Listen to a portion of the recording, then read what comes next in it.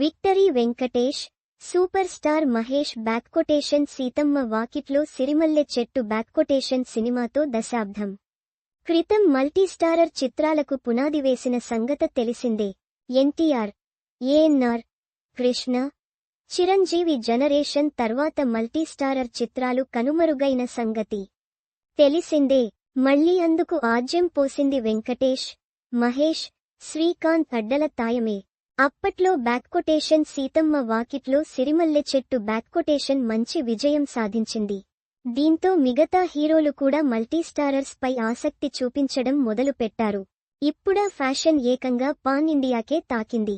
మరి వెంకీ, మహేష్లను అప్పట్లో ఎలా ఒప్పించారని సీతమ్మరి రిలీజ్ సందర్భంగా దిల్ రాజుని అడిగితే ఆసక్తికర విషయాన్ని వెల్లడించారు.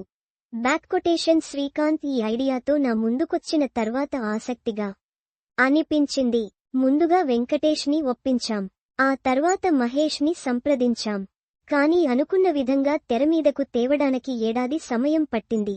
కథ అనుకున్నప్పుడు వారిద్దరికే సెట్ అవుతుందనుకున్నాం. అనుకున్న తర్వాత వారిద్దరు కలిసి వర్క్ చేశారు. ఖాళీ సమయాల్లో ఇద్దరు కలిసి డిన్నర్లకు వెళ్లేవారు. ఎలా వర్క్ చేయాలి అన్న దానిపై కలిసి డిస్కస్ చేసుకునేవారు. స్క్రీన్పై వారిద్దర్నీ చూస్తే సహజంగా అనిపిస్తుంది. అలాంటి కాంబినేషన్ మరో జోడీతో అయితే అంత గొప్పగా వచ్చేది కాదేమో అనిపిస్తుంది బ్యాక్కొటేషన్ అన్నారు.